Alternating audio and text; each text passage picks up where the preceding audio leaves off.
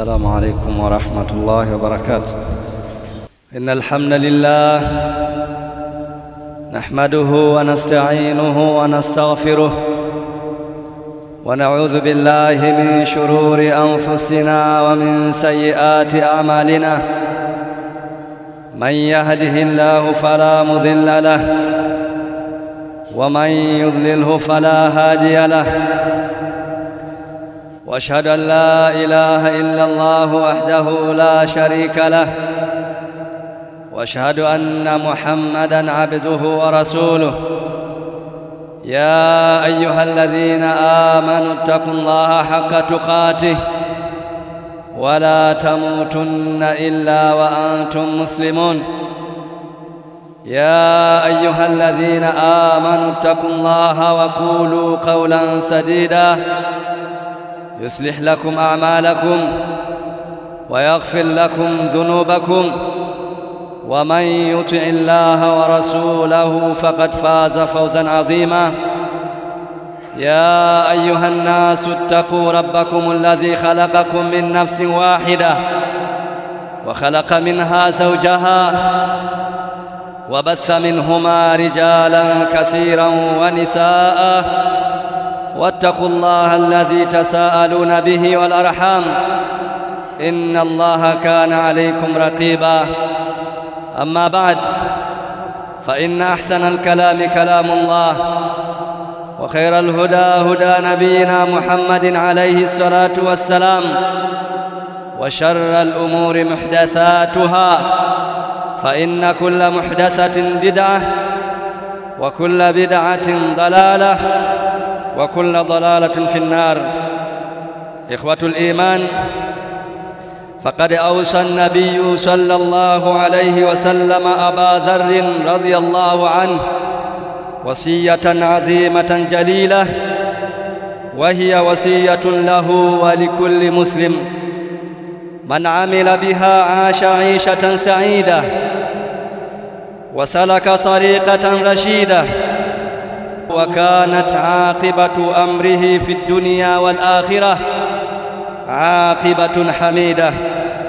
قال رضي الله تبارك وتعالى عنه: أوصاني خليلي صلى الله عليه وسلم بخصال من الخير. أوصاني بأن لا أنظر إلى من هو فوقي وأن أنظر إلى من هو دوني. وأوصاني بحب المساكين والدنو منهم. وأوصاني أن أصل رحمي وإن أدبرت.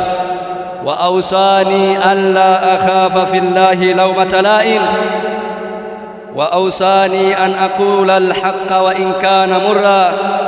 وأوصاني أن أكثر قول لا حول ولا قوة إلا بالله فإنها كنز من كنوز الجنة. رواه ابن حبان في صحيحه.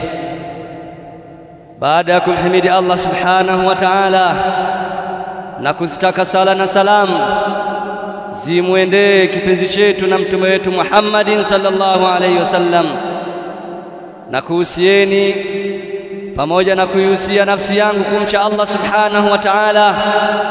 Kwa hakika si vinginevyo wamefuzu na kufaulu wale wenye kumcha Allah subhanahu wa ta'ala.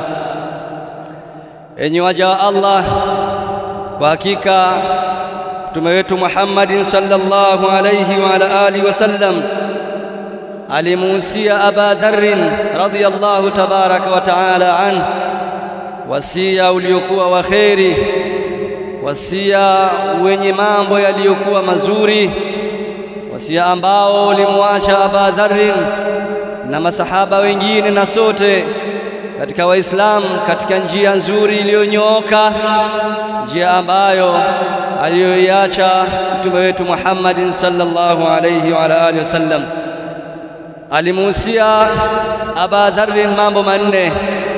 Usia wa kwanza katika usia ambao mtume sallallahu alayhi wa ala alihi wasallam aliyomuhusia sahabiyun jalil Aba Dharr radhiyallahu tabaraka wa ta'ala anhu, fahiya an yanzura fi umuri dunya, aangalie katika mambo ya dunia man huwa asfala min, yule aliyekuwa chini kuliko yeye, aangalie yule ambaye aliyekuwa chini kimali, aangalie yule ambaye aliyekuwa chini kwa watoto, aangalie yule ambaye aliyekuwa chini kwa majumba, aangalie yule aliyekuwa chini kwa kipandwa, kadhalika pia amwangalie yule ambaye aliyekuwa chini kwa mavazi, amwangalie yule aliyekuwa chini kwa cheo na nafasi katika nafasi za dunia, bali amwangalie yule asiyekuwa na afya, kadhalika amwangalie mtu aliyekuwa dhaifu. Akifanya hivyo atakumbuka kwamba anaogelea na anaishi ndani ya neema za Allah subhanahu wa ta'ala alizomneemesha. Kwa sababu hiyo kifua chake kitafunguka, macho yake yatatulia, nafsi yake itapoa, na atatambua ya kwamba yeye ni miongoni mwa wale ambao Allah amewaneemesha kwa neema zilizokuwa nyingi, na atamtaja Allah kwa wingi na wala hatomsahau Allah subhanahu wa ta'ala. Baada ya hapo ataweza kumshukuru Allah subhanahu wa ta'ala na hatoweza kumkufuru Allah subhanahu wa ta'ala. Na usia huu ndugu zangu Waislamu ndio usia ambao unaomtofautisha Muislamu wa kweli na yule ambaye anayedai Uislamu. Ukimkuta mtu anaanza kutamani visivyokuwa vyake, anaanza kutamani vile ambavyo Allah hajamruzuku, huyu ni mtu ambaye anayekhalifu miongozo na tabia za Uislamu ambazo Mtume sallallahu alayhi wasallam alimuhusia Abu Dharr radhiyallahu tabaraka wa taala anhu, ikiwa malengo ya Mtume sallallahu alayhi wasallam usia huu waenee Waislamu. Ni juu ya kila Muislamu kuangalia kile kidogo alichopewa na Allah subhanahu wa ta'ala katika yale ambayo yanayomfanya aweze kuishi kwa utulivu, ili aweze kuzishukuru neema za Allah ipasavyo na aweze kutekeleza yale ambayo Allah subhanahu wa ta'ala ameyataka kwake yeye ayatekeleze.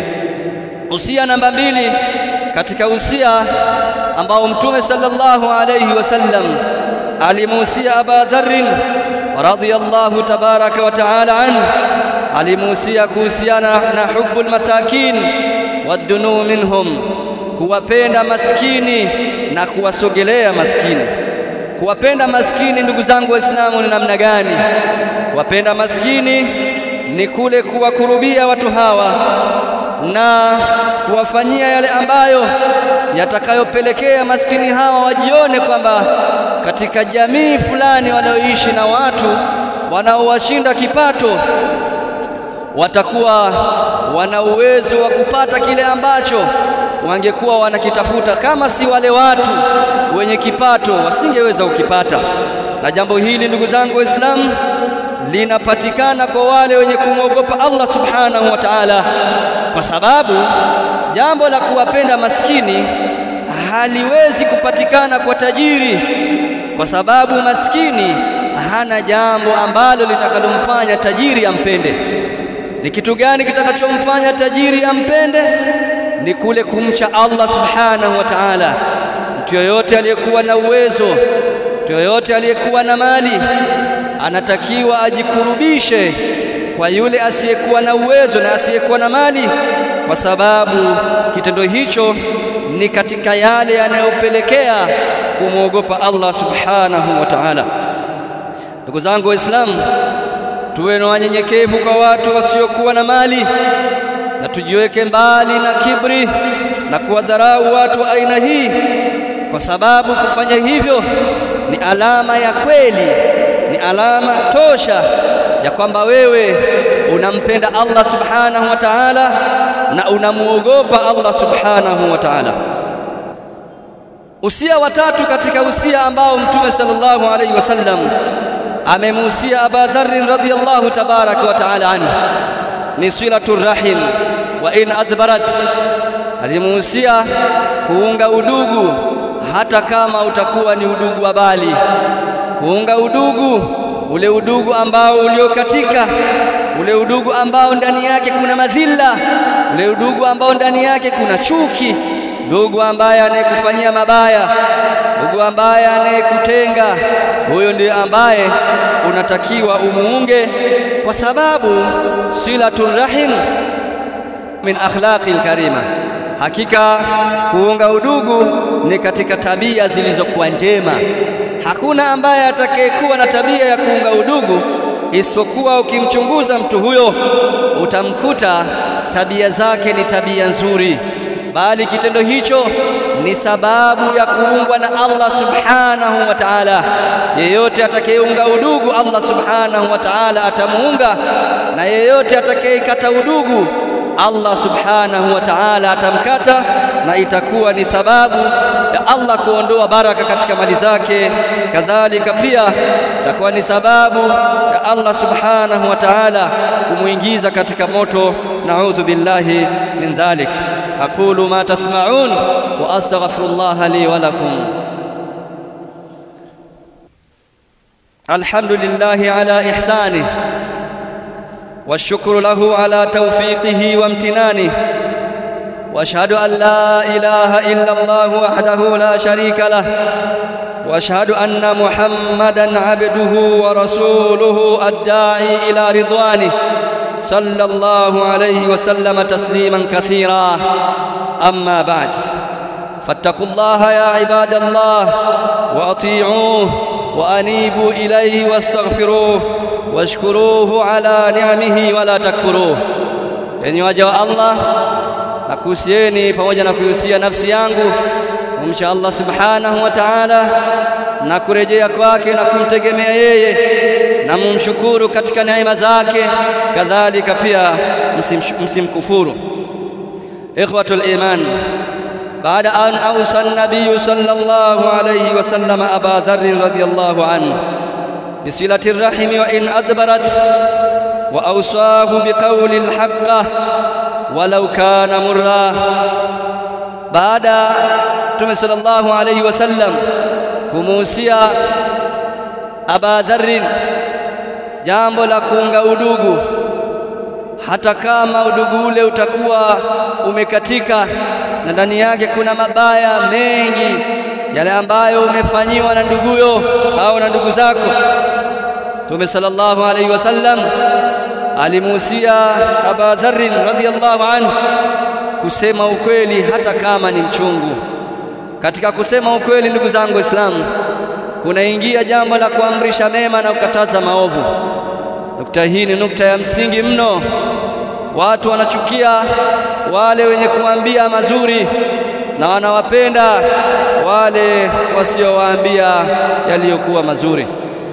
Kimwambia mtu mazuri, anakusanifu na kukupa jina lililokuwa baya na anatengeneza ubaya. Kadhalika pia anaweza akafanya kibri cha kuacha yale ambayo uliyomnasihi kwa sababu tu nasaha hizo zimetoka kwako. Jambo hili ndugu zangu Waislamu ni jambo baya. Ndio maana Mtume sallallahu alayhi wasallam akawa amemuhusia Aba Dharr radhiyallahu tabaraka wa taala kuyasema yale ambayo anayaamini kwamba ni katika matendo mazuri, hata kama kitendo hicho kitamuudhi yule ambaye anayeambiwa.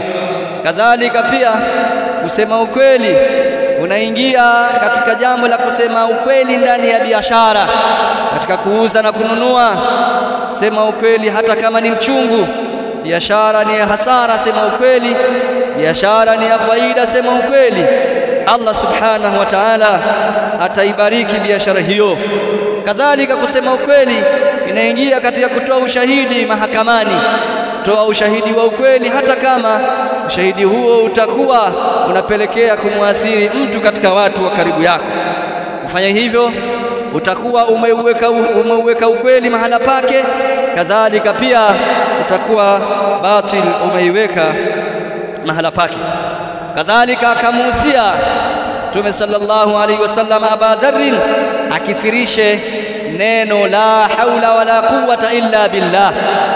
Akithirishe neno hilo kwa sababu neno hilo ni neno zito na ni neno ambalo maana yake inamaanisha Muislamu kukubali neema zote, shida zote, raha zote zinapatikana kutoka kwa Allah subhanahu wa ta'ala, na kwamba hauwezi kukimbia maasi ambayo Allah subhanahu wa ta'ala amekukadiria, isipokuwa Allah ndiye ambaye atakayekuondoa katika maasi hayo, na hauwezi kuipata ile taa ambayo Allah subhanahu wa ta'ala aliyokadiria, isipokuwa Allah subhanahu wa ta'ala ndiye ambaye atakayekuweka katika taa hiyo.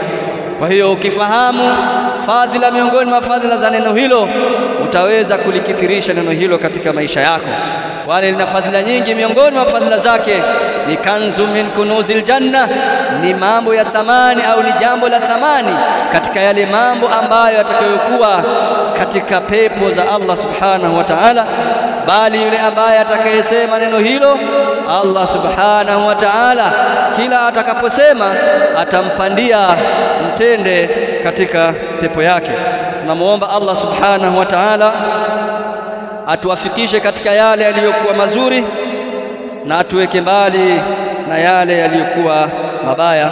Allahumma ahyina muslimin wa tawaffana muslimin wa alhiqna bis salihin ghayra khazaya wala maftunin. اللهم إنا نسألك الجنة وما قرب إليها من قول أو عمل، ونعوذ بك من النار ما قرب إليها من قول أو عمل. اللهم ربنا آتنا في الدنيا حسنة وفي الآخرة حسنة وقنا عذاب النار. اللهم أعز الإسلام والمسلمين وأذل الشرك والمشركين ودمر أعداءك وأعداءنا وأعداء الدين برحمتك يا أرحم الراحمين. وصلى الله وسلم وبارك على محمد وعلى آله وصحبه وسلم والحمد لله.